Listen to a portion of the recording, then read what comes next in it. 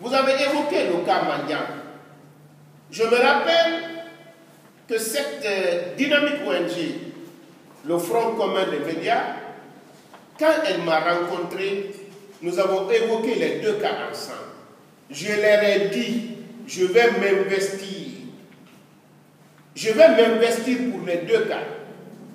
Je vais voir si ces journalistes ne sont pas en conflit avec la loi et que la justice est saisie, je ferai en sorte que nous puissions trouver un règlement à ces problèmes.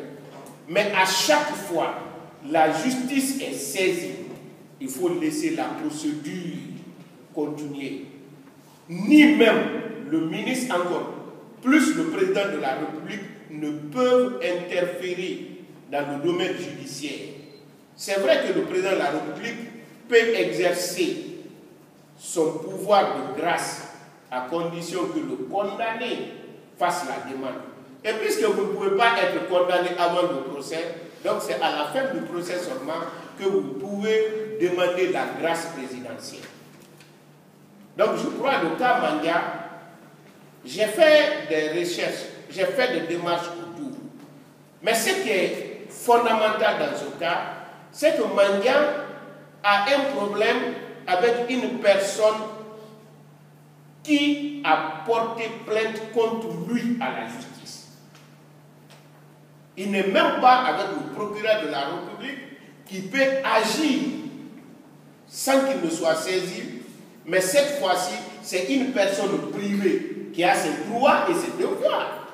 Il a le droit de porter plainte et la justice a l'obligation de juger. Donc nous ne pouvons pas interférer dans ce domaine. Pour le cas Diawara, nous avons fait nos recherches. Nous avons trouvé qu'il n'est poursuivi nulle part. Il n'y a aucune plainte qui est contre lui.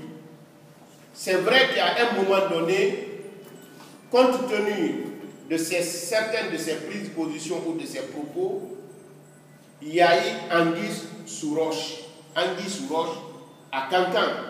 Et pour cela, nous nous sommes investis au niveau de la jeunesse, au niveau des autorités locales, pour faire en sorte que M. Diawara revienne en Guinée et que l'ONG, le Front commun des médias, aussi s'investisse en ce qui les concerne pour amener les uns et les autres à privilégier l'intérêt supérieur de notre pays, la Guinée. C'est-à-dire apprécier les actes avant de les poser, de manière à ce que nous posons aujourd'hui soient des actes qui peuvent amener notre pays à un développement, à l'unité, à la fraternité, non pas des actes qui peuvent créer des troubles, des problèmes pour notre pays. Et je crois, je suis plus que convaincu que notre rencontre aujourd'hui démontre éloquemment cette ambition du professeur Alpha Condé de faire notre pays l'un des pays les plus démocratiques sur cette terre.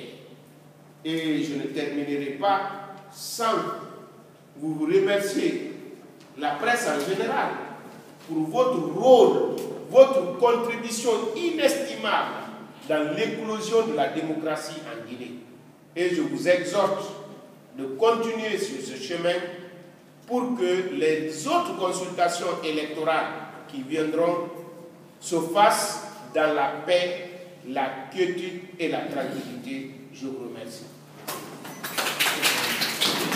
Merci.